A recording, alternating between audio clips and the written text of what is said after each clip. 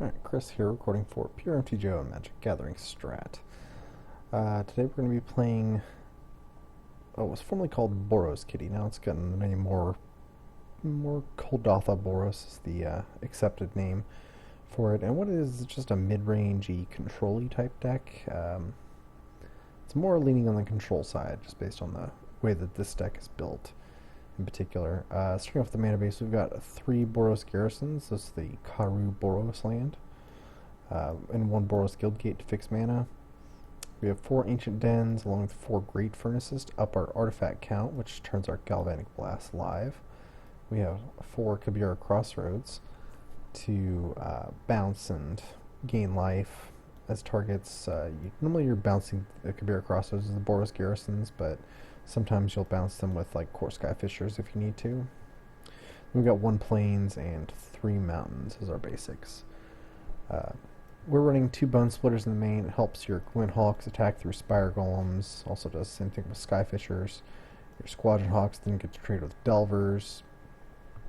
And then Bone Splitters also just really good for making your Kuldortha Rebirth tokens actual threats, along with your Squadron Hawks.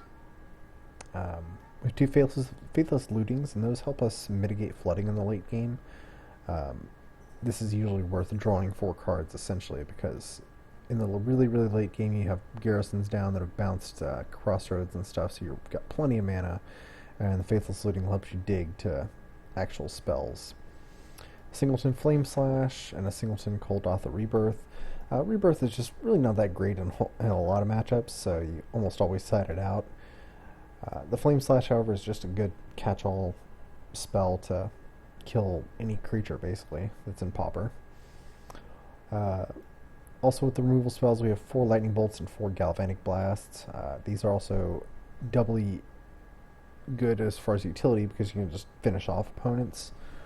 Then Journey to Nowheres is the White Doomblade. It's in our colors, and it's actually pretty darn good, too. It handles things like Stormbound Geist that people tend to run, myself included.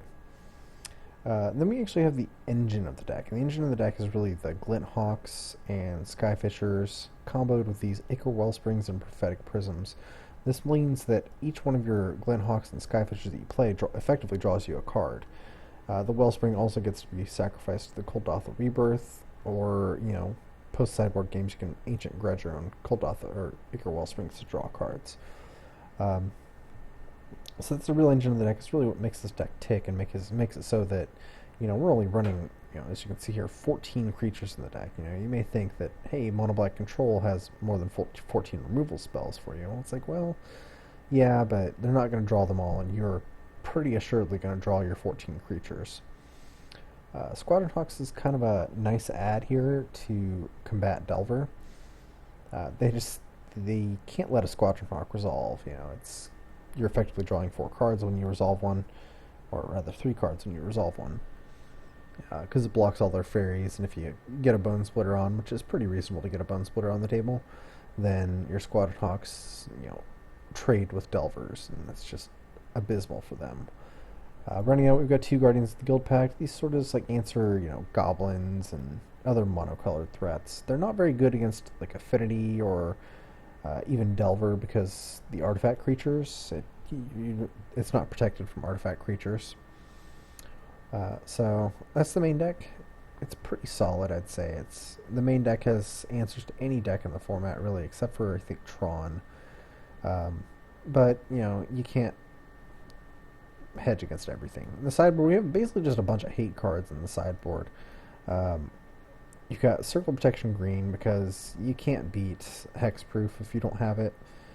I guess you can try and be cute and play like Patrician Scorns or something of that nature, even like Core Sanctifiers. But the problem is, they can still beat those cards. They cannot beat Circle Protection Green.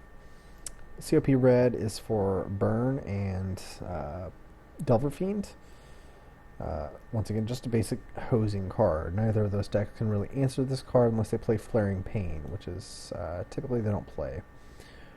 And then for our artifact hate, we have Ancient Grudge and Gorilla Shaman. Gorilla Shaman just nukes Affinity dead in the water. Ancient Grudge can also kill like landed Mirror Enforcers or Frogmites or whatever. I also like the singleton Ancient Grudge on the side because it's actually useful to bring it against Delver. You know, they bring in like Spire Golems and Serrated Arrows and all kinds of things that are just annoying for you to answer, and Ancient Grudge is a 2-for-1 against them, which is pretty sweet. Gorilla Shaman, once again, it's only for affinity. That's the only reason we're ever bringing it in. And then we also have Pyroblast in the sideboard. Pyroblast is just the best thing to beat up on Delver.